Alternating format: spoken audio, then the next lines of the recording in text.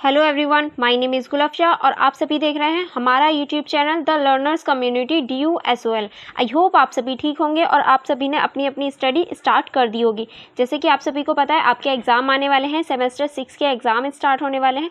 तो आज की जो वीडियो होने वाली है इसमें हम सेमेस्टर 6 की जो एजुकेशन है, मीडिया इन एजुकेशन, इस बुक का पूरा क्वेश्चन पेपर सॉल्व करने वाले हैं विद आंसर्स। जी हाँ, मैं इस क्वेश्चन पेपर के आपको आंसर भी देने वाली हूँ। किस तरह से इस क्वेश्चन पेपर को आंसर के साथ सॉल्व किया जाएगा, यानी किस क्वेश्चन का क्या आंसर होने वाला है, ये भी मैं आपको इस वीडियो में दिखाने वाली हूँ। और ऐसी वीडियो आपको पूरे यूट्यूब पे कहीं नहीं दिखने वाली है, तो आप जल्दी से मेरी वीडियो को लाइक कर दीजिए और हमारे चैनल को भी सब्सक्राइब कर लीजिए, क्योंकि मोर वीडियो भी ऐसी आने वाली हैं आपके सब्जेक्ट से रिलेटेड, जो आपको पास करवाने में और आपके अच्छे नंबर लाने में आपकी बहुत ज़्यादा हेल्पफुल होने वाली हैं। तो जल्दी से लाइक कर दीजिए एंड सब्सक्राइब कर दीजिए। चलिए फिर बिना देरी करे आज का जो हमारा क्वेश्चन पेपर डिस्कशन है उसको स्टार्ट करते हैं। देखिए, ये रियल का क्वेश्चन पेपर है, मैंने ऐसा नहीं है कहीं से भी क्वेश्चन पेपर उठा लिए हो या कहीं से भी क्वेश्चन उठा लिया हो, नहीं। जो आपके क्वेश्चन पेपर में पूछे गए सवाल हैं ये उन्हीं के आंसर होने वाले हैं, ठीक है। जो एजुकेशन का क्वेश्चन पेपर है, जैसे कि आप देख सकते हैं यहाँ, ये आपका एजुकेशन का क्वेश्चन पेपर है जिसका नाम है मीडिया इन एजुकेशन। ये BA प्रोग्राम का है, सेमेस्टर 6 का है।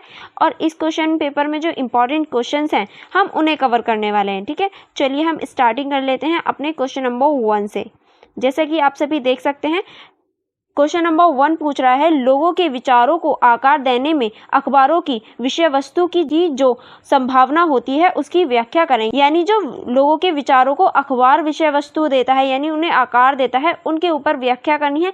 किस तरह से करनी है वो हम नीचे देखेंगे, ठीक है। नेक्स्ट क्वेश्चन है आपका क्वेश्चन नंबर 2, जिसमें पूछ रहा है, प्राथमिक कक्षाओं के बच्चों को व्हाट्सएप और जूम के इस्तेमाल से पढ़ाए जाने पर आलोचनात्मक मनन कीजिए। यानी जो प्राथमिक जो छोटे बच्चे होते हैं उन्हें व्हाट्सएप और जूम की सहायता से जो पढ़ाया जाता है उसमें आपको आलोचनात्मक टिप्पणी करनी है, ठीक है। नेक्स्ट क्वेश्चन चलते हैं क्वेश्चन नंबर 3 की तरफ।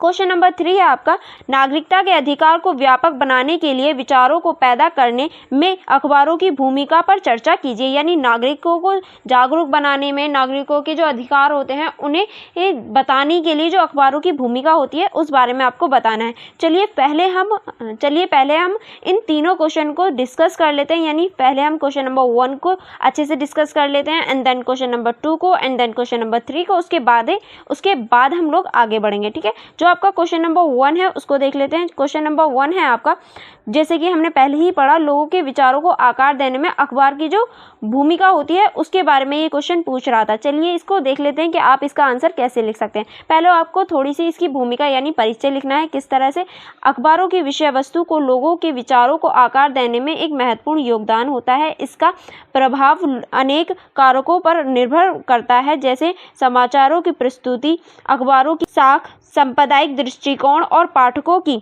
मानसिकता। यानी जो अखबारों की जो विषय वस्तु होती है वो लोगों के विचारों पर एक महत्वपूर्ण प्रभाव डालती है, लेकिन उसका जो महत्वपूर्ण कारक होता है, या फिर ये कहें वो जो प्रभाव जिस वजह से डालती है, वो समाचारों की प्रस्तुति, अखबारों की साख और सांप्रदायिक दृष्टिकोण और पाठक जो पढ़ रहा है उसका जो मानसिकता है उस पर आधारित होती है कि वो उस न्यूज़ को किस वे में लेकर जाए। यहाँ हम विस्तार से समझेंगे कि अखबार किस प्रकार से लोगों के विचारों और दृष्टिकोणों को प्रभावित करता है। अब किस तरह से एक अखबार लोगों के विचारों और दृष्टिकोणों को प्रभावित करता है, चलिए देख लेते हैं। पहला आप लोग लिख सकते हैं सूचना। सूचना के अंतर्गत देखते हैं आप क्या लिख सकते हैं।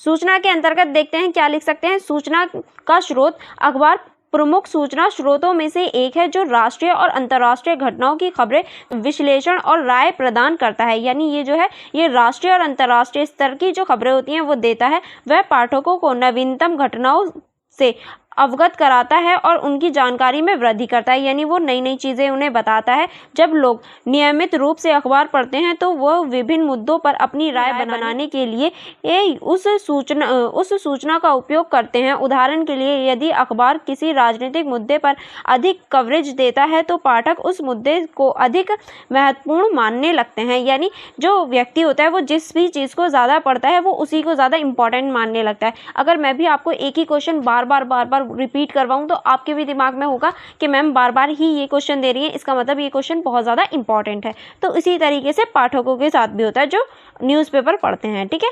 एजेंडा सेटिंग, अब एजेंडा सेटिंग को देख लेते हैं। अखबार एजेंडा सेटिंग के माध्यम से भी विचारों को आकार देने में महत्वपूर्ण भूमिका निभाते हैं। एजेंडा सेटिंग का तात्पर्य यह है कि मीडिया किसी मुद्दे को प्रमुखता देती है जिससे जनता को ध्यान उन मुद्दों की ओर आकर्षित होता है। एजेंडा सेटिंग का मतलब ही ये होता है कि एक चीज़ को सेट कर लेना और वही चीज़ बार बार दिखाना, और वो किस मुद्दे पर ध्यान देती है इस बात पर भी एजेंडा सेटिंग के रूप में हम देख सकते हैं। उदाहरण के लिए यदि अखबार पर्यावरणीय समस्याओं पर लगातार लेख और खबरें प्रकाशित करता है तो पाठक पर्यावरण संरक्षण को एक महत्वपूर्ण मुद्दा मानने लगते हैं और इस पर अपने विचारों और दृष्टिकोण विकसित करते हैं। यानी अगर पर्यावरण को बार बार दिखाया जाए तो व्यक्ति उसे महत्वपूर्ण मुद्दा मान लेते हैं और उन पर अपने दृष्टिकोण को दिखाते हैं, ठीक है। आगे चलते हैं। आगे आप लिख सकते हैं फ्रेमिंग का तात्पर्य यह है कि अखबार किस घटना या मुद्दे को किस प्रकार प्रस्तुत करता है। ये एक ही घटना को विभिन्न तरीकों से प्रस्तुत किया जा सकता है जिसको पाठकों की धारणा और समझ प्रभावित करती है। यानी किस तरह से किसी न्यूज़ को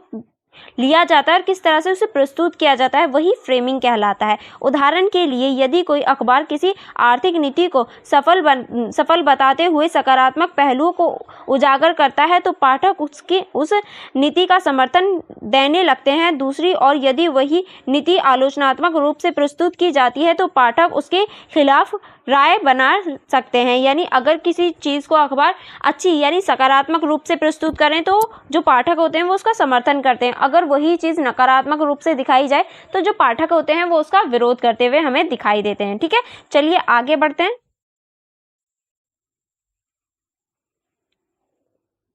नेक्स्ट आप इसमें लिख सकते हैं सांप्रदायिक और राय कॉलम।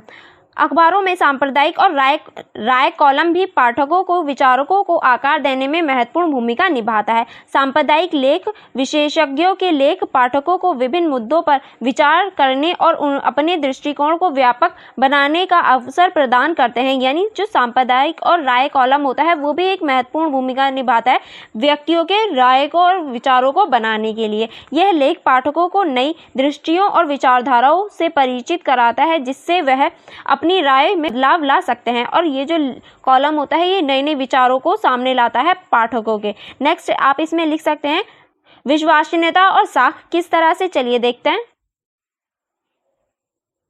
अखबारों की साख और विश्वसनीयता भी विचारों को प्रभावित करने में महत्वपूर्ण होती है। लोग उन्हें संचार स्रोत पर भरोसा करते हैं जिन्हें वह विश्वसनीय मानते हैं। यानी लोग जो होते हैं उन्हीं को सच मानते हैं जिन पर उन्हें विश्वास होता है और उन्हीं के हिसाब से अपनी विचारधारा भी बदल लेते हैं। अगर कोई अखबार अपनी निष्पक्ष और सटीक रिपोर्ट के लिए जाना जाता है तो वो पाठक उसकी खबरों को सत्य मानकर अपने विचार बनाता है। इसके विपरीत अगर कोई अखबार पक्षपाती या अविश्वसनीय माना जाता है तो उसकी खबरों को अक्सर पाठकों पर कम होती है। यानी देखिए अगर कोई अखबार अपनी स्पष्टता और अपने भरोसे के लिए जाना जाता है तो उसके जितने भी पाठक होते हैं वो उस पर आंख बंद करके भरोसा कर लेते हैं कि हाँ अगर इस न्यूज़पेपर में ये बात आई है तो ये बिल्कुल ठीक होगी। लेकिन कुछ न्यूज़पेपर ऐसे भी होते हैं जिन पर कोई भी भरोसा नहीं करता, तो वो न्यूज़पेपर कुछ भी बात छाप लें उन पर कोई भरोसा नहीं करता कि हाँ ये तो झूठे ही हैं। इस तरह से भी देखा जा सकता है, ठीक है। नेक्स्ट पॉइंट आप इसमें लिख सकते हैं समाज और संस्कृति पर प्रभाव किस तरह से। देखिए अखबार समाज और संस्कृति पर भी प्रभाव डालते हैं। वे समाज में चल रहे सांस्कृतिक बदलावों, सामाजिक मुद्दों और प्रवृत्तियों पर रोशनी डालते हैं। उदाहरण के लिए यदि अखबार महिला सशक्तिकरण के मुद्दों पर अधिक ध्यान देते हैं तो यह समाज में महिलाओं की स्थिति को लेकर लोगों के विचारों को प्रभावित कर सकता है। यदि इसी प्रकार अगर अखबार किसी सांस्कृतिक कार्यक्रम या पहल का समर्थन करते हैं तो वह समाज में उस पहल की स्वीकृति बढ़ा सकते हैं। यानी देखिए अगर कोई भी अखबार है वो समाज और संस्कृति को बढ़ावा देता है तो उसे रियल में एक्चुअल में समाज में बढ़ता हुआ हम देख सकते हैं। जैसे कि अगर कोई अखबार महिला सशक्तिकरण को बढ़ाता है तो रियल में सभी लोग उसको बढ़ाने का प्रयास करते हैं, या फिर सांस्कृतिक कार्यक्रम या फिर कोई भी ऐसी पहल चलाई जाती है तो उसे रियल में वर्क करने में फिर वो काम करने लगती है, यानी रियल में वो वर्क करने लग जाती है। अगर जो जेन्युइन वाले न्यूज़पेपर होते हैं, जो सच्चे न्यूज़पेपर होते हैं, अगर वो उस चीज़ को छापते हैं तो, ठीक है। चलिए आगे बढ़ते हैं। आगे आप इसमें पॉइंट नंबर 7 लिख सकते हैं प्रचार और प्रचारात्मक सामग्री किस तरह से।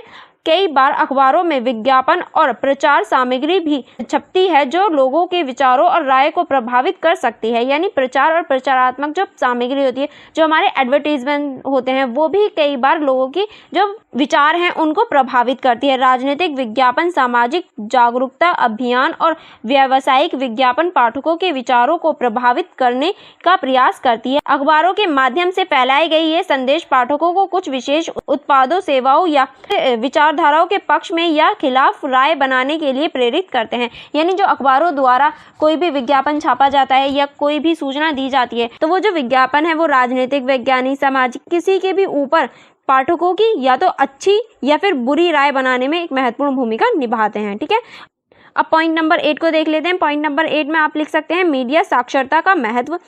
अखबारों की विषय वस्तु के प्रभाव को समझने के लिए मीडिया साक्षरता का होना भी आवश्यक है। मीडिया साक्षरता का तात्पर्य है कि पाठक समाचारों और सूचनाओं को विश्लेषण, मूल्यांकन और उपयोग करने में सक्षम हो। यानी मीडिया साक्षरता का भी होना जरूरी है, क्योंकि अगर कोई मीडिया वाला ही साक्षर नहीं है, वो बेवकूफ़ों वाली हरकत कर रहा है, गलत चीज़ें छाप रहा है, क्या वो सही होगा? नहीं। तो मीडिया साक्षरता होना जरूरी है ताकि जो न्यूज़ है उसका मूल्यांकन किया जा सके और उसके बाद में उसे छापा जाए। ठीक है, इससे पाठक विभिन्न समाचारों और उनके प्रस्तुतिकरण को समझकर अपनी स्वतंत्र राय बना सकते हैं। यानी अगर उसका मूल्यांकन करके दिया जाए, उसकी अच्छाई बुराई दोनों करके जो सही चीज़ें हैं वो दिखाई जाएं, तो उसके बाद में जो पाठक होते हैं वो अपनी राय स्वतंत्र रूप से बना पाएंगे। ठीक है, नेक्स्ट चलते हैं। नेक्स्ट आप इसमें पॉइंट नंबर 9 लिख सकते हैं, आधुनिक तकनीक और डिजिटल मीडिया का प्रभाव किस तरह से। चलिए देखते हैं। आजकल डिजिटल मीडिया और इंटरनेट के युग में भी अखबारों की भूमिका महत्वपूर्ण बनी हुई है। यानी आज भी हम डिजिटल हो चुके हैं, हमारी जो मीडिया है वो बढ़ चुकी है, लेकिन अब भी अखबारों की जो भूमिका है वो महत्वपूर्ण है। ऑनलाइन समाचार पोर्टल्स और डिजिटल संस्करण के माध्यम से अखबार अपनी पहुंच बढ़ा रहे हैं और अधिक पाठकों तक पहुंच रहे हैं, जिससे भी लोगों के विचारों पर अखबार का प्रभाव पड़ता है। यानी अब जो है जैसे जैसे समाज डिजिटल हो रहा है, मीडियाकरण हो रहा है, वैसे वैसे अखबार भी डिजिटल हो गए हैं और अब डिजिटल रूप में लोगों को प्रभावित करते हैं, क्योंकि बहुत सारे लोग ऐसे हैं जो डिजिटल रूप में अखबार पढ़ना पसंद करते हैं और वो अभी भी लोगों के विचारधारा को प्रभावित करते हैं। ठीक है, अब हम देख लेते हैं इस क्वेश्चन का आप निष्कर्ष किस तरह से लिख सकते हैं। अगर ऐसा कोई भी क्वेश्चन आए, बस लैंग्वेज को घुमा दिया जाए, तो आपको एज इट इज ही लिखना है। ठीक है, सारी हेडिंग्स आप ऐसे लिख सकते हैं और आपको ये सारी चीजें याद करके जानी है। ठीक है, चलिए अब हम निष्कर्ष देख लेते हैं। निष्कर्ष आप कैसे लिख सकते हैं। अखबारों की विषय वस्तु का लोगों के विचारों को आकार देने में महत्वपूर्ण योगदान है। ये एजेंडा सेटिंग, फ्रेमिंग, सांप्रदायिक लेख, विश्वसनीयता, समाज और संस्कृति पर प्रभाव और प्रचार सामग्री के माध्यम से पाठकों के विचारों को प्रभावित करते हैं। यानी हम ऊपर ही देख चुके हैं कि किस तरह से जो न्यूज़पेपर हैं वो कई माध्यमों से विचारों को प्रभावित करते हैं। जो पाठक होते हैं यानी जो पढ़ने वाले होते हैं उनके विचारों को प्रभावित करते हैं। मीडिया साक्षरता और डिजिटल मीडिया के युग में भी अखबारों की भूमिका अत्यंत महत्वपूर्ण है। इसीलिए अखबार पढ़ने वाले पाठकों को सटीक और निष्पक्ष जानकारी प्रदान करना अनिवार्य है, ताकि वह अपने विचारों और राय सही तरीके से बना सकें। और आज डिजिटल होने के बाद भी लोग अखबारों को पढ़ना पसंद करते हैं, चाहे वो डिजिटल रूप में हो या वैसे हो, लोग अब भी अखबारों को पढ़ना पसंद करते हैं। इसीलिए जो अखबार हैं उनका ये कर्तव्य है कि उन्हें सही और सटीक जानकारी दी, ताकि वो जो अपनी राय बनाए वो सही मुद्दे पर बना पाए। ठीक है, चलिए फिर आगे चलते हैं। आगे जो आपका क्वेश्चन नंबर 2 हमने देखा था उसको देख लेते हैं। जो क्वेश्चन नंबर 2 था उसको एक बार फिर से रीड कर लेते हैं।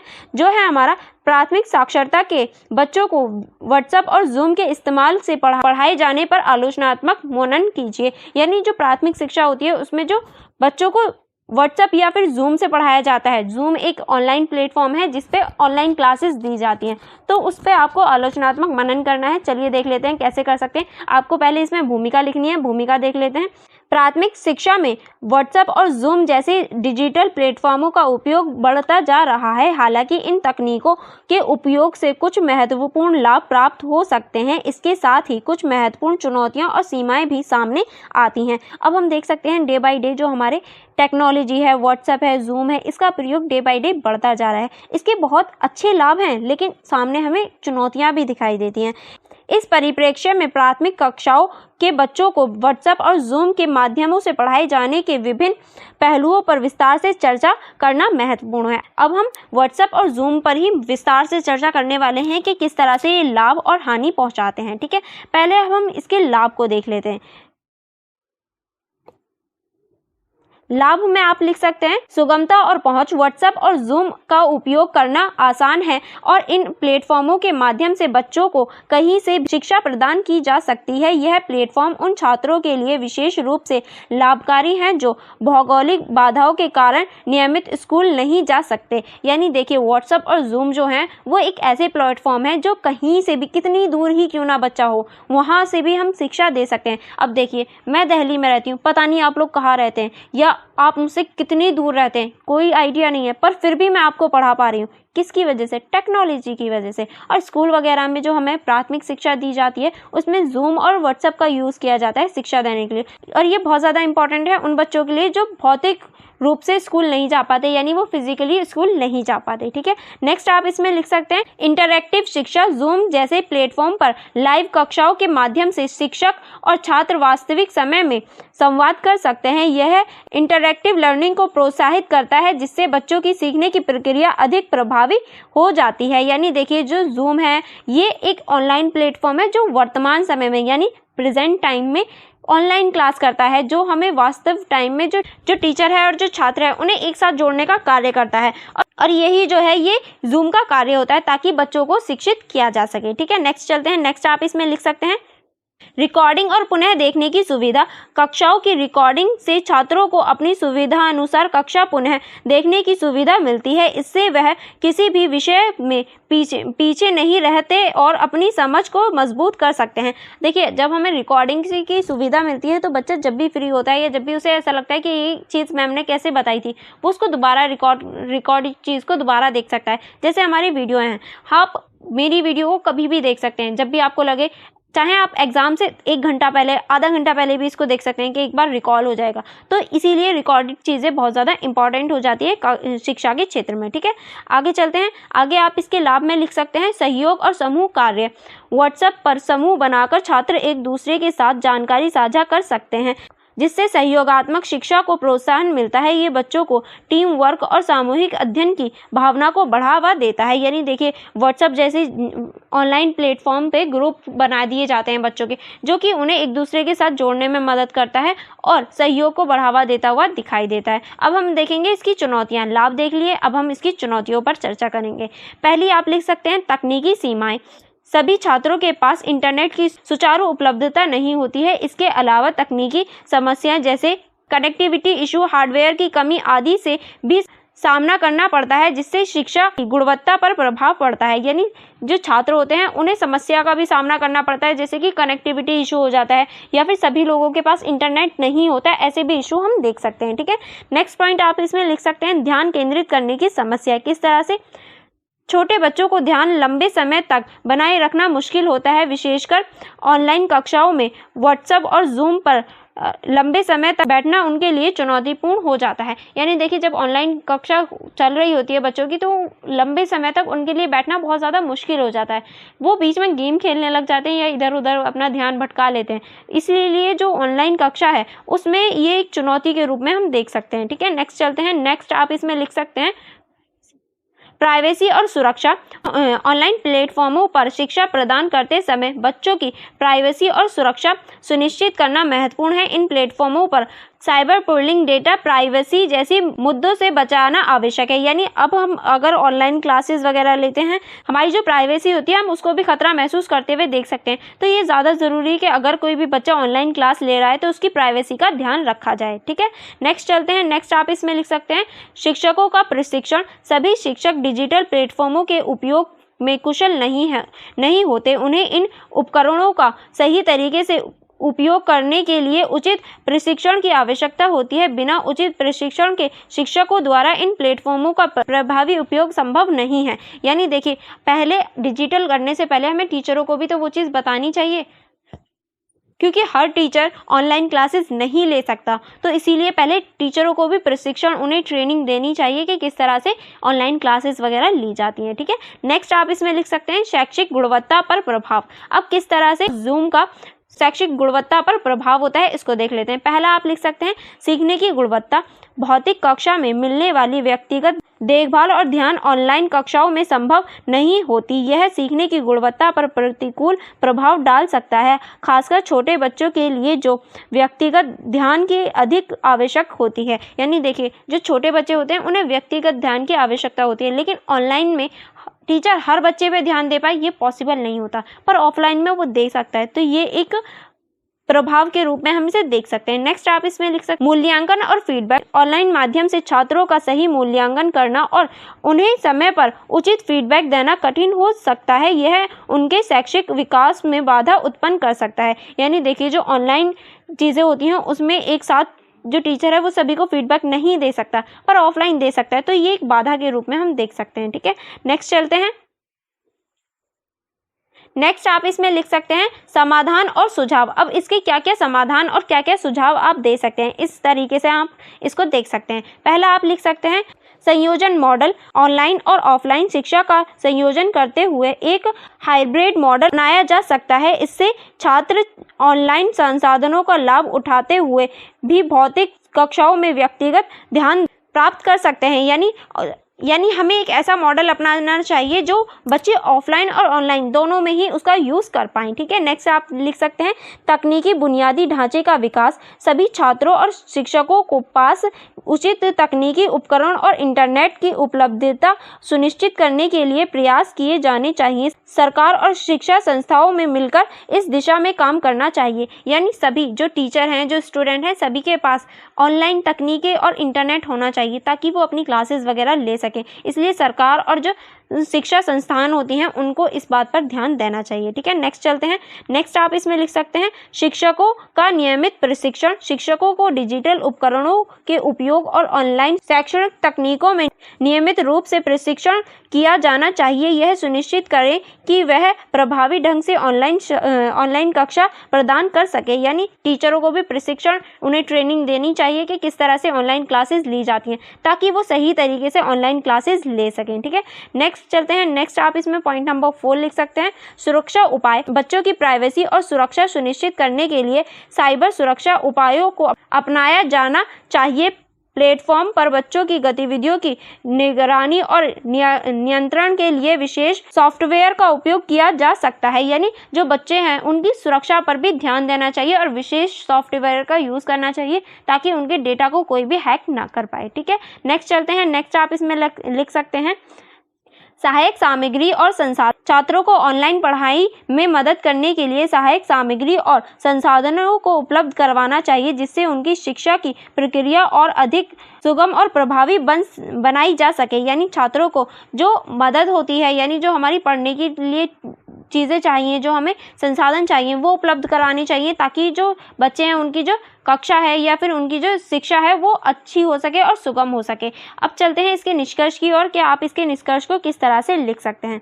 प्राथमिक शिक्षा के बच्चों को व्हाट्सएप और जूम के माध्यम से पढ़ाने के लिए कई लाभ हैं जैसे कि कक्षा की पहुंच बढ़ाना, इंटरैक्टिव लर्निंग को प्रोत्साहित करना और रिकॉर्डेड की सुविधा। हालांकि इसके साथ ही कुछ महत्वपूर्ण चुनौतियां भी हैं। यानी हम ऑनलाइन की सिर्फ चुनौतियां नहीं कह सकते, इसके लाभ भी हैं। जैसे कि ऑनलाइन चीज़ें प्रोवाइड होती हैं और उन्हें वो बाद में भी देख सकते हैं, और इसकी कुछ हानियां भी हैं, यानी चुनौतियां भी हैं, जैसे कि तकनीकी सीमाएं, ध्यान केंद्रित करने की समस्या, प्राइवेसी और सुरक्षा के मुद्दे और शिक्षा का प्रशिक्षण। ठीक है, अब आगे चलते हैं। आगे आप इसमें निष्कर्ष में लिख सकते हैं इन चुनौतियों को ध्यान में रखते हुए एक संतुलन और संयोजन मॉडल अपनाना, तकनीकी बुनियादी ढांचे का विकास करना, शिक्षकों को नियमित प्रशिक्षण और सुरक्षा उपयोगों को लागू करने की आवश्यकता। प्राथमिक कक्षाओं के बच्चों के लिए ऑनलाइन शिक्षा को अधिक प्रभावी और सुरक्षित बनाया जा सकता है। यानी इन सभी माध्यमों से हम जो ऑनलाइन कक्षा है, ऑनलाइन जो प्लेटफॉर्म है, उसको अधिक प्रभावी और कुशल बना सकते हैं। अब हम लोग चलते हैं क्वेश्चन नंबर 3 की तरफ।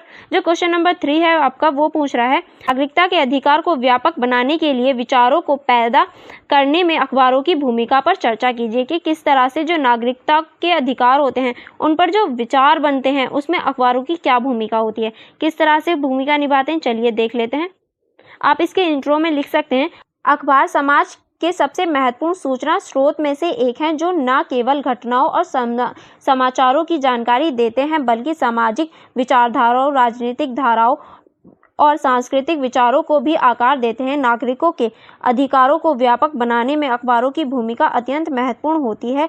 यहाँ हम विस्तार से चर्चा करेंगे कि अखबार कैसे नागरिकों की अवधारणा को विस्तारित और समृद्ध करने में मदद करते हैं। यानी देखिए, जो अखबार होते हैं वो सिर्फ घटनाओं को ही नहीं बल्कि सूचना को भी देने का कार्य करते हैं। सामाजिक विचारधाराओं, राजनीतिक, इन सभी और सांस्कृतिक मुद्दों पर विचार बनाने में और एक महत्वपूर्ण भूमिका निभाते हैं। और किस तरह से ये जो समाचार और किस तरह से अखबार जो हैं वो नागरिकों की नागरिकता के जो अधिकार होते हैं उन पर चर्चा करते हैं। चलिए इसको देख लेते हैं। पहला पॉइंट आप लिख सकते हैं, सूचना का प्रसार। किस तरह से, देखिए, अखबार नागरिकों को ज्ञान का प्राथमिक स्रोत होते हैं। वह देश और दुनिया की महत्वपूर्ण घटनाओं, सरकारी नीतियों और सामाजिक मुद्दों के बारे में जानकारी प्रदान करते हैं। यह जानकारी नागरिकों को उनके अधिकारों और कर्तव्यों के प्रति जागरूक करती है और उन्हें जिम्मेदार नागरिक बनने के लिए प्रेरित करती है। यानी जो अखबार होते हैं वो सूचना देते हैं, चाहे वो देश की हो या पूरे विश्व की हो,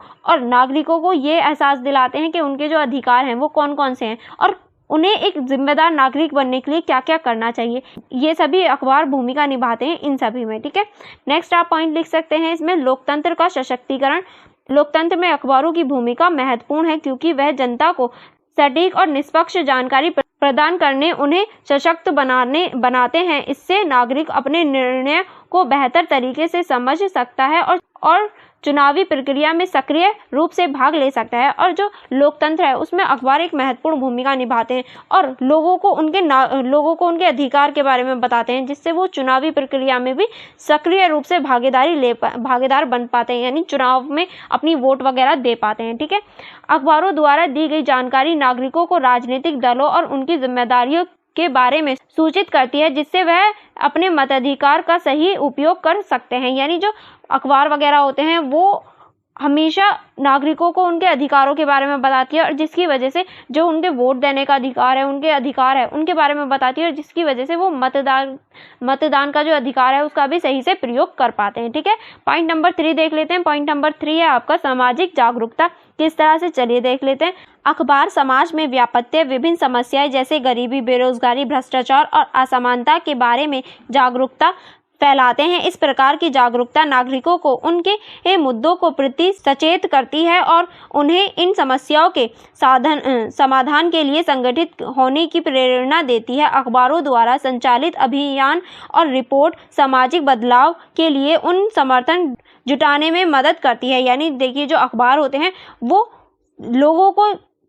लोगों को जो सामाजिक मुद्दे होते हैं, गरीबी, बेरोजगारी, भ्रष्टाचार, असमानता, इनके ऊपर प्रकाश डालती है और इनके ऊपर सोचने पे उन्हें मजबूर करती है और किस तरह से वो इन्हें देख सकते हैं और किस तरह से इनका समाधान किया जा सकता है, इस बात पर भी बल देते हैं। ठीक है, पॉइंट नंबर 4 की तरफ चलते हैं। पॉइंट नंबर 4 है आपका शिक्षा का प्रसार। किस तरह से, चलिए देखते हैं। अखबार शिक्षा के क्षेत्र में भी महत्वपूर्ण भूमिका निभाते हैं। वह शिक्षा के महत्व को उजागर करते हैं और शिक्षा से संबंधित मुद्दों पर रिपोर्ट करते हैं। इसके अलावा अखबार शिक्षा संबंधित नीतियों और कार्यक्रमों के बारे में जानकारी प्रदान करते हैं, जिससे नागरिकों को अपने बच्चों के लिए बेहतर शिक्षा अवसरों की तलाश करते हैं। यानी देखिए, जो अखबार होते हैं वो शिक्षा के भी जो अवसर होते हैं वो भी प्रदान करते हैं। अगर कोई भी इंस्टीट्यूट नया खुला है या कोई भी बहुत अच्छी संस्था है तो उसके बारे में छापते हैं, ताकि लोगों को, जनता को पता चल सके कि हाँ, यहाँ पर शिक्षा बहुत अच्छी है, यहाँ से वो अपने बच्चों को या फिर खुद भी शिक्षा ग्रहण कर सकते हैं।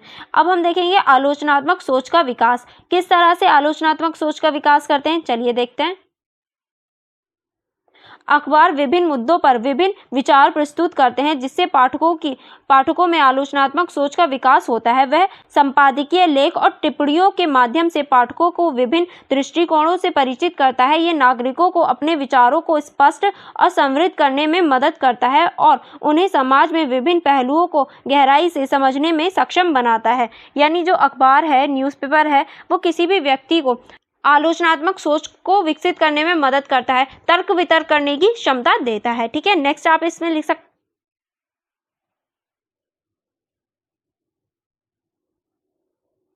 नेक्स्ट आप इसमें लिख सकते हैं सांस्कृतिक और नैतिक मूल्यों का प्रसार। अखबार सांस्कृतिक और नैतिक मूल्यों के प्रसार में भी महत्वपूर्ण भूमिका निभाते हैं। वह समाज के विभिन्न सांस्कृतिक धरोहरों को उजागर करते हैं और नैतिक मूल्यों को प्रमोट करते हैं, जिससे नागरिकों में सहनशीलता, सहानुभूति और समानता जैसी गुणों का विकास होता है, जो एक स्वस्थ नागरिक समाज के निर्माण में सहायक होते हैं। यानी देखिए, जो अखबार होते हैं वो सांस्कृतिक धरोहरों को भी उजागर करते हैं और जो मूल्य होते हैं उन पर प्रकाश डालते हैं, जिसकी वजह से जो एक सही नागरिक को सारी चीज़ें पता होनी चाहिए, ऐसे नागरिक का उदय होता है और ये नागरिकता में और ये नागरिकों में एक अच्छी सोच को पैदा करता है। ठीक है, चलिए आगे बढ़ते हैं।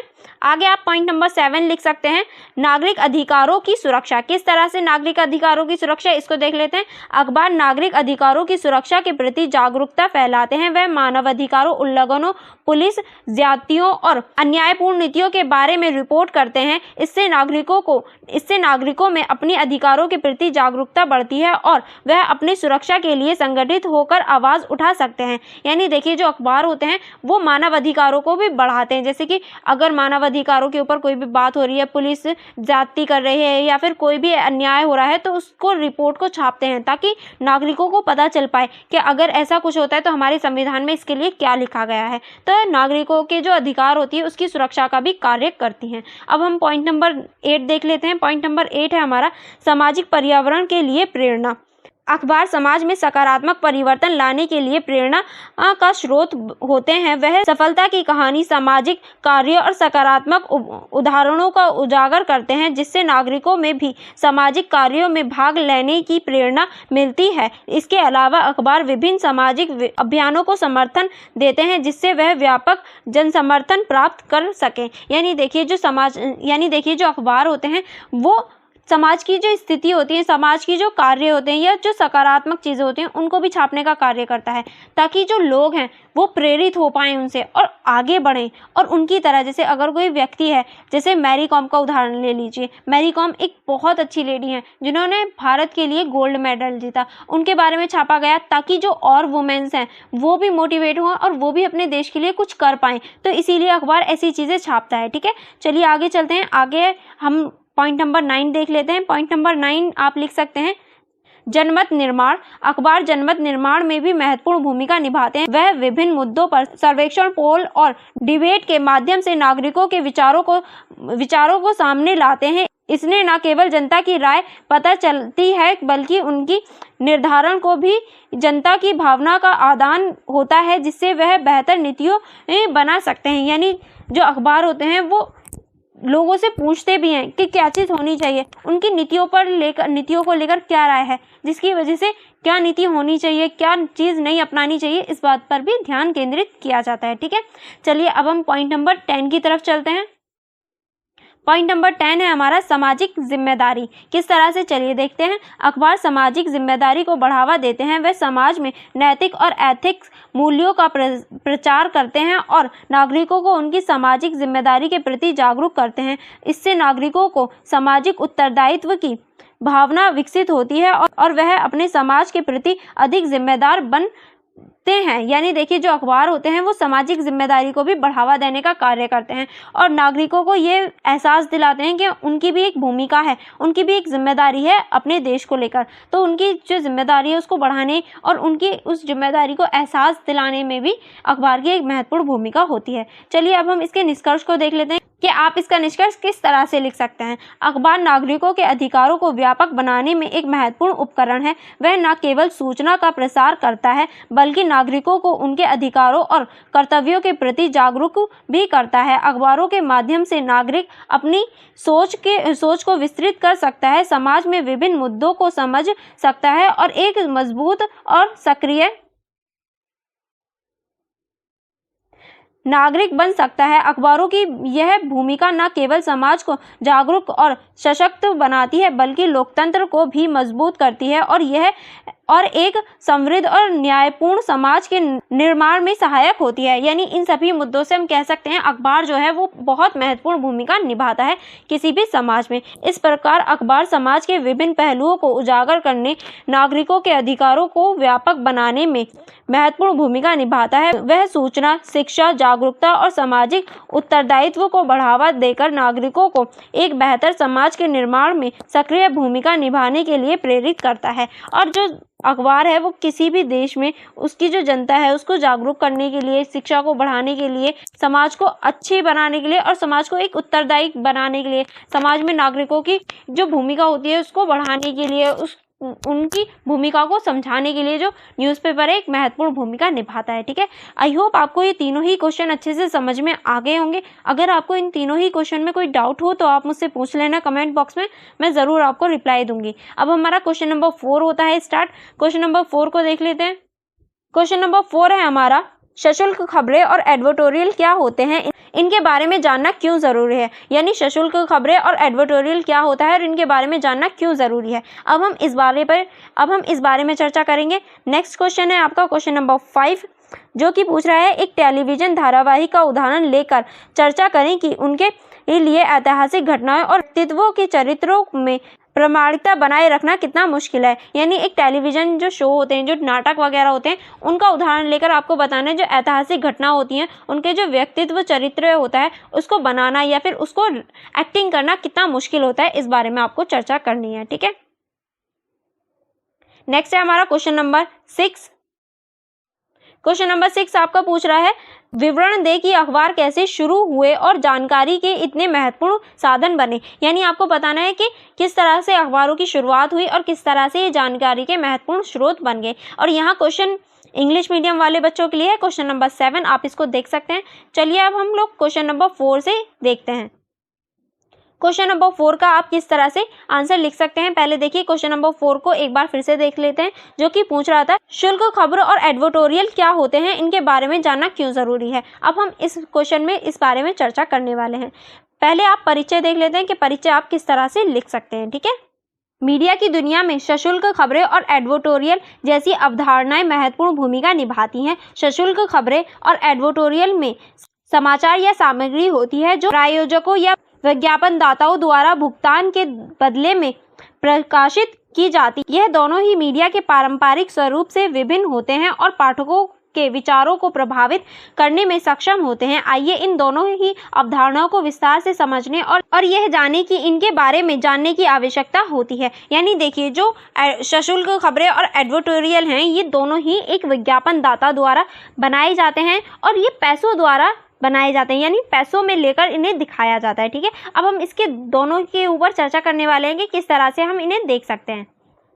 पहला है हमारा सशुल्क खबरें क्या होती हैं। पहले हम देखेंगे सशुल्क खबरें होती क्या हैं। सशुल्क खबरें जिन प्रायोजित सामग्री भी कहा जाता है वह समाचार या रिपोर्ट होती हैं जिन्हें किसी संगठन, व्यक्ति या व्यवसायिक द्वारा भुगतान के बदले में प्रकाशित किया जाता है। यानी जो सशुल्क खबरें होती हैं उन्हें प्रायोजित सामग्री भी कहा जाता है और ये जो है ये किसी संगठन, व्यक्ति या फिर व्यवसाय द्वारा प्रकाशित की जाती हैं। इन खबरों के उद्देश्य विज्ञापन दाता के उत्पाद, सेवा या संदेश को प्रमोट करना होता है। इनका जो उद्देश्य होता है, जो विज्ञापन दाता होता है यानी जो भी विज्ञापन करवा रहा होता है, जो ऐड करवा रहा होता है, उसकी सेवा या फिर उसकी जो उत्पादक है उसका प्रमोशन करना होता है। सशुल्क खबरें आमतौर पर समाचार के रूप में प्रस्तुत की जाती हैं, लेकिन इसमें एक स्पष्ट व्यावसायिक हित होता है। यानी ये कहा जा सकता है ये एक समाचार के रूप में अब प्रयुक्त की जाती हैं। अब उनकी हम विशेषता देख लेते हैं। सशुल्क खबरों की क्या क्या विशेषताएं होती हैं।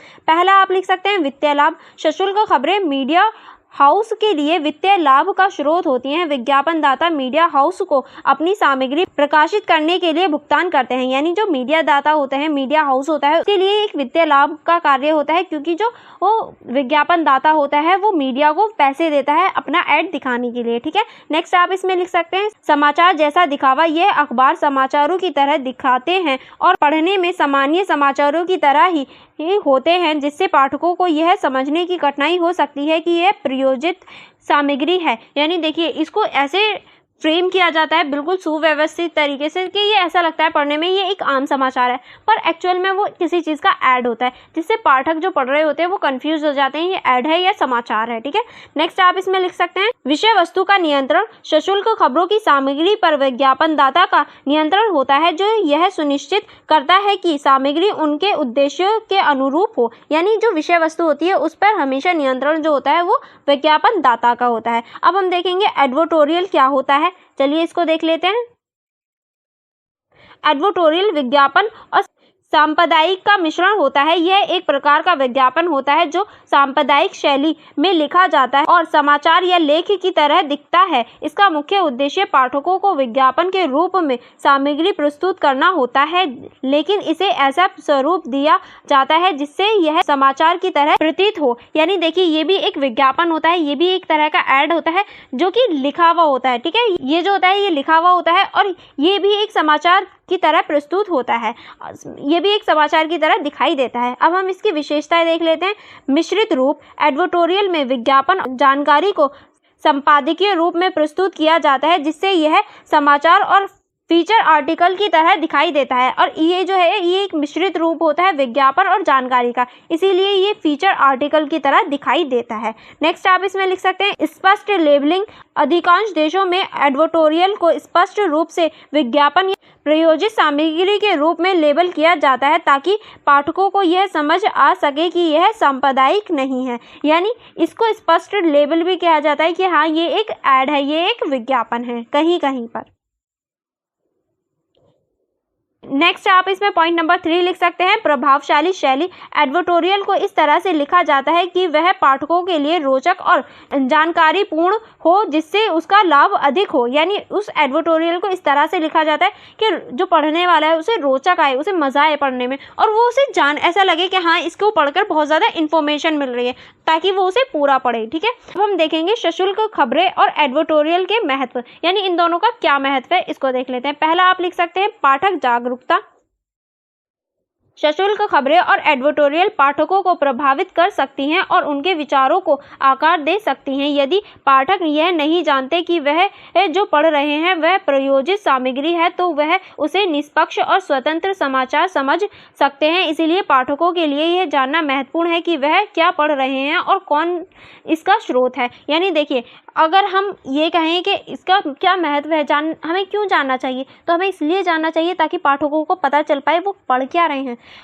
देखिए जो एडवर्टोरियल होते हैं, जो एड्स वगैरह होते हैं, उसमें मोस्टली चीज़ें झूठ बोली जाती हैं और जो नहीं होता रियल में वो भी दिखाया जाता है। अब उस चीज़ को पाठक रियल मान लें तो उनकी जो विचारधारा होगी वो गलत हो जाएगी। इसीलिए पाठकों को ये यकीन दिलाना चाहिए, ये पता होना चाहिए कि वो जो पढ़ रहे हैं वो सही है या नहीं, वो ऐड तो नहीं है, वो झूठ तो नहीं है। इसीलिए उन्हें उसका स्रोत पता होना चाहिए कि वो कहाँ से लिया गया है। ठीक है, चलिए पॉइंट नंबर 2 की तरफ चलते हैं। नेक्स्ट आप लिख सकते हैं विश्वसनीयता और पारदर्शिता। मीडिया की विश्वसनीयता और पारदर्शिता बनाए रखने के लिए सशुल्क खबरों और एडवर्टोरियलों को स्पष्ट रूप से लेबल करना आवश्यक है। इससे पाठकों को यह पता चलता है कि कौन सी सामग्री स्वतंत्र और निष्पक्ष है और कौन सी ही प्रयोजित है, जिससे मीडिया हाउस की साख भी बन सकती है। यानी देखिए हमें एड्स को लेबल कर देना चाहिए ताकि जो पढ़ने वाला होता है उसे पता चल जाए कि हाँ ये एड्स है, इसको किस तरह से हैंडल किया जाए, ताकि उसकी जो विचार हैं, उसकी जो सोच है, उस पर उसका कोई भी प्रभाव ना पड़े। ठीक है, नेक्स्ट चलते हैं। नेक्स्ट आप इसमें लिख सकते हैं विज्ञापन और सांप्रदायिकी के बीच की रेखा किस तरह से, चलिए देखते हैं। सशुल्क खबरें और एडवर्टोरियल के माध्यम से विज्ञापनदाता अपने संदेश को समाचार के रूप में प्रस्तुत कर सकते हैं, जिससे विज्ञापन और सांप्रदायिकी के बीच की रेखा धुंधली हो जाती है। इससे बचने के लिए मीडिया हाउस को स्पष्ट और पारदर्शिता रखनी चाहिए। यानी देखिए जो एडवर्टोरियल वाले होते हैं, जो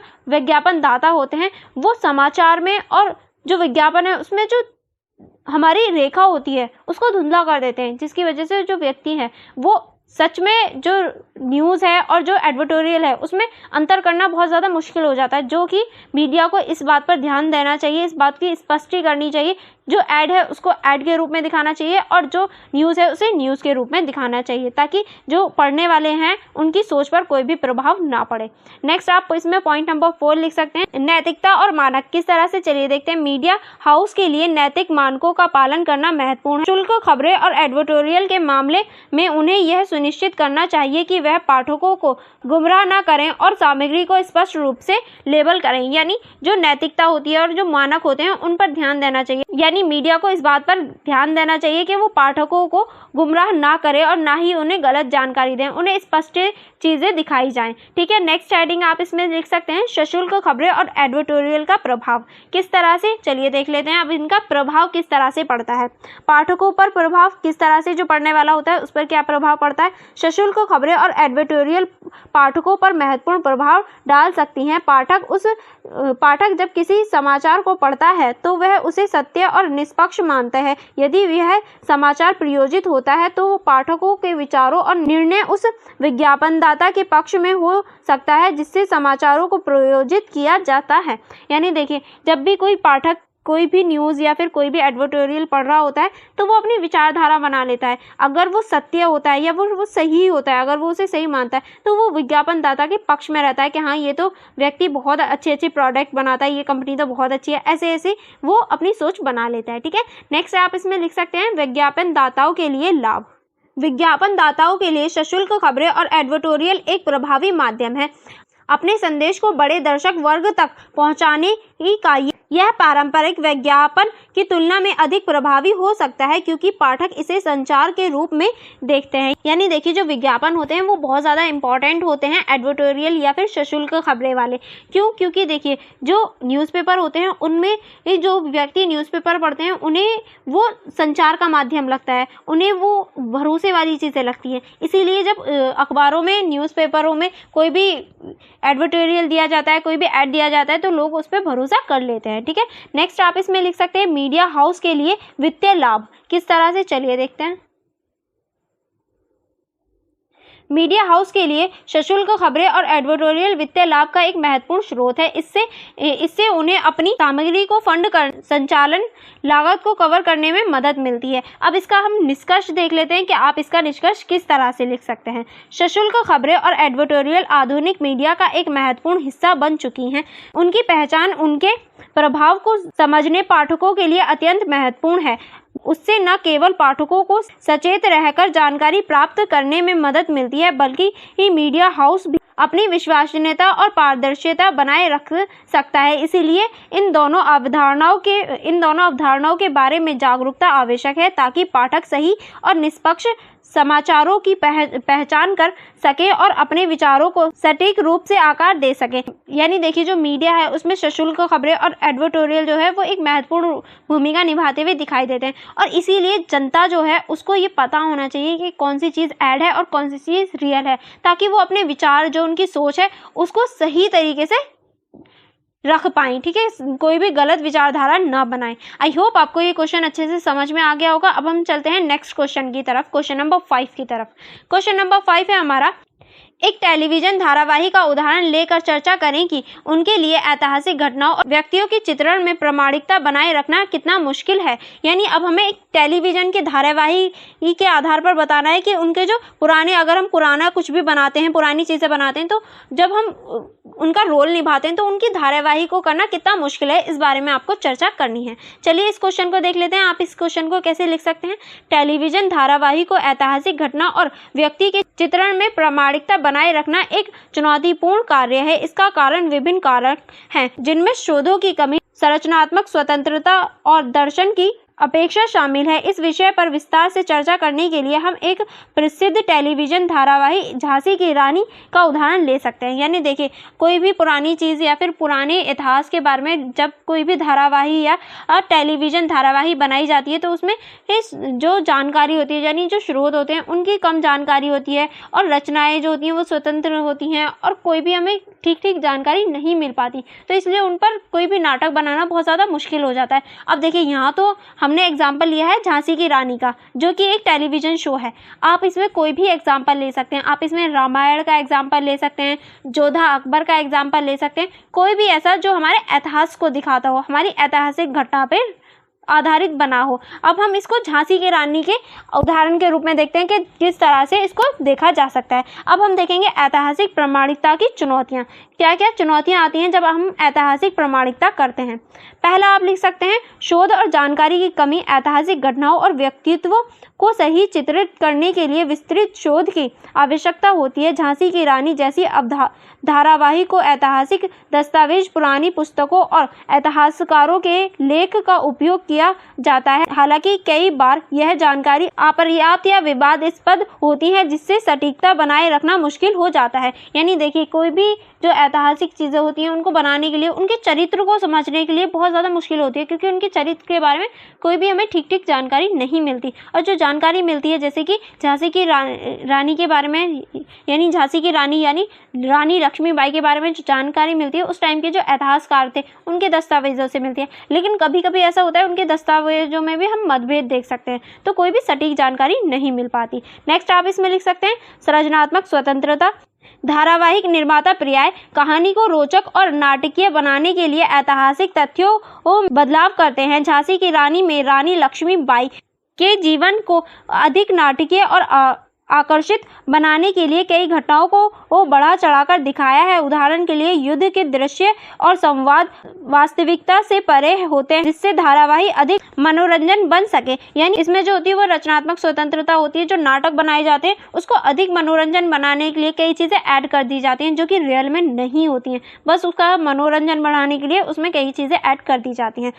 नेक्स्ट आप इसमें लिख सकते हैं दर्शकों की अपेक्षा किस तरह से। देखिए, जो दर्शक देखना चाहते हैं, जिस चीज़ में उन्हें मनोरंजन आता है, उसी तरीके से उस धारावाहिक को बना दिया जाता है। जैसे कि झांसी की रानी जो है, रानी लक्ष्मीबाई, उनके चरित्र को, उनके जो रंग ढंग है, उसको इस तरह से दिखाया जाता है जो कि लोगों को आकर्षित लगे, चाहे वो इतिहास में सत्य हो या ना हो, इससे कोई फर्क नहीं पड़ता। ठीक है, अब हम आगे चलते हैं। आगे आप इसमें लिख सकते हैं प्रामाणिकता बनाए रखने के उपाय।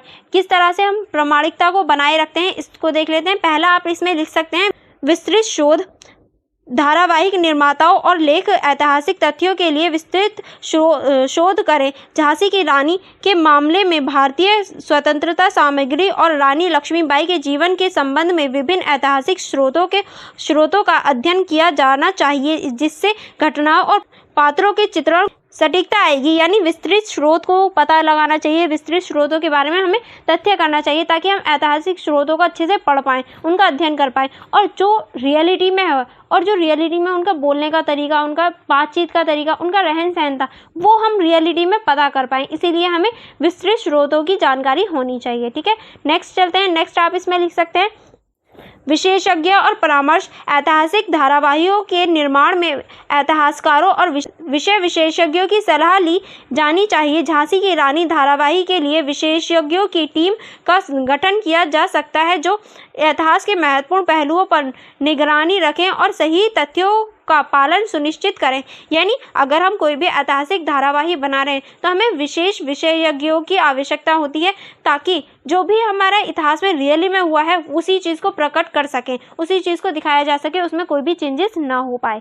नेक्स्ट आप इसमें लिख सकते हैं संतुलन बनाना। ऐतिहासिक सटीकता और मनोरंजन के बीच संतुलन बनाए रखना आवश्यक है। धारावाहिक में घटनाओं को रोचक बनाने के साथ साथ तथ्यों तोड़ मड़ोड़ कर प्रस्तुत करने से बचना चाहिए। झांसी की रानी जैसे धारावाहिक में रानी लक्ष्मीबाई की वीरता और संघर्ष को दिखाने के साथ साथ उनके जीवन के वास्तविक पहलू पर भी उजागर करना। यानी जब भी हम कोई भी धारावाहिक बना रहे हैं तो उसमें संतुलन होना चाहिए। मनोरंजन और जो हमारा इतिहास है उसमें संतुलन होना चाहिए। ऐसा नहीं है कि हमने मनोरंजन के चक्कर में जो इतिहास है उसका तोड़ मड़ोड़ दिया, उसको बेकार ही कर दिया। नहीं, जो रियलिटी है उस पर ध्यान देना चाहिए। ठीक है, चलिए आगे चलते हैं।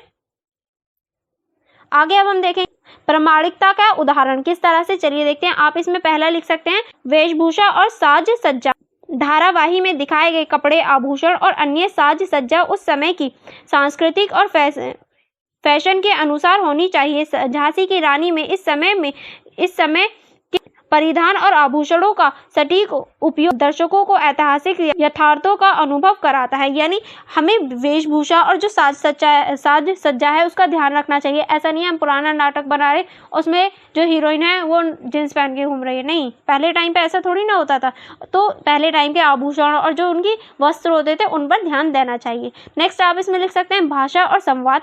भाषा और संवाद में कैसे, देखिए जो भी हम नाटक बना रहे हैं या फिर जो भी हमारा कार्यक्रम हो रहा है, जो भी धारावाही बनाई जा रही है, उसमें हमें भाषा का प्रयोग सही से करवाना चाहिए। यानी जैसे झांसी की रानी में करवाया गया है, उस टाइम पे जो भाषा जो लिपि बोली जाती थी उसी तरीके से उसी ढंग प्रयोग करना ज़रूरी होता है, तभी वो नाटक या तभी वो धारावाही सही से हो सकती है। ठीक है, नेक्स्ट आप इसमें लिख सकते हैं घटनाओं का क्रम।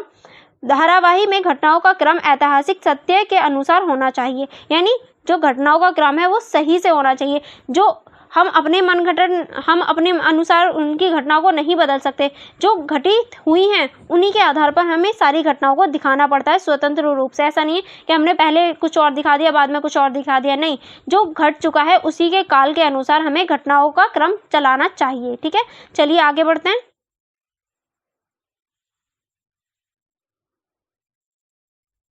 नेक्स्ट आप लिख सकते हैं चुनौतियां और समाधान। किस तरह से हम कौन कौन सी चुनौतियां फेस करते हैं इसको देख लेते हैं। पहला आप लिख सकते हैं विवादित तथ्य। ऐतिहासिक घटनाओं और व्यक्तियों के संबंध में कई तथ्य विवादित होते हैं। झांसी की रानी धारावाहिक में रानी लक्ष्मीबाई के जीवन से संबंधित विभिन्न विवादित तथ्यों को संभालना चुनौतीपूर्ण हो सकता है। इसके समाधान के लिए विभिन्न स्रोतों का अध्ययन कर संतुलित दृष्टिकोण अपनाना चाहिए। यानी जो विवादित तथ्य होते हैं उन पर ध्यान केंद्रित करना चाहिए और जो सत्य है यानी जो सही है और जिन पर विवाद नहीं है उनके बारे में पहले सर्च कर लेना चाहिए कि हाँ किस तरह से क्या चीज़ रियल थी, उस बारे में सर्च करना चाहिए और जो सत्य है उसको ही दिखाना चाहिए। ठीक है, नेक्स्ट आप इसमें लिख सकते हैं प्रचार और सामाजिक प्रभाव। धारावाही का समाज पर व्यापक प्रभाव होता है। झांसी की रानी में रानी लक्ष्मीबाई की वीरता और संघर्ष को दिखाने का उद्देश्य प्रेरणादायक होता है, लेकिन इसे वास्तविक तथ्यों के साथ संतुलित करना आवश्यक है ताकि दर्शकों को सही संदेश मिले। यानी देखिए जो प्रामाणिकता है और जो सामाजिक प्रभाव है वो बहुत ज़्यादा पड़ता है। इसीलिए जब रानी लक्ष्मीबाई की वीरता को दिखाया जाता है तो उसकी जो सच्चाई है उसको भी दिखाया जाता है, क्योंकि रानी लक्ष्मीबाई बहुत ज़्यादा वीर थी। लेकिन इसका मतलब ये नहीं कि उनके बारे में बहुत ऊट-पटांग या फिर ऐसी चीज़ें बना दी जाएं जो काल्पनिक हो, नहीं, जो रियल है उसको ही दिखाना आवश्यक होता है। अब हम देख लेते हैं इसका निष्कर्ष। इस क्वेश्चन के आप निष्कर्ष में किस तरह से लिख सकते हैं। ठीक है, टेलीविजन धारावाहिक में ऐतिहासिक घटनाओं और व्यक्तित्वों का प्रामाणिक चित्रण एक जटिल और चुनौतीपूर्ण कार्य है। झांसी की रानी जैसे धारावाहिक में संरचनात्मक स्वतंत्रता दर्शकों को अपेक्षा और ऐतिहासिक तथ्यों के बीच संतुलन बनाए रखना आवश्यक है। विस्तृत शोध, विशेषज्ञों और परामर्श और सटीकता की प्रतिबद्धता के माध्यम से ऐतिहासिक प्रामाणिकता को बनाए रखा जा सकता है, जिससे न केवल धारावाहिक की गुणवत्ता बढ़ेगी बल्कि दर्शकों को सही ऐतिहासिक जानकारी भी मिलेगी। यानी हमें जब भी हम कोई भी ऐतिहासिक धारावाहिक बनाएं तो उसमें सही तथ्य और सही जानकारी को रखना महत्वपूर्ण है, ताकि जो समाज है और जो हमारे दर्शक हैं उनको सही जानकारी मिले इतिहास के बारे में। ठीक है,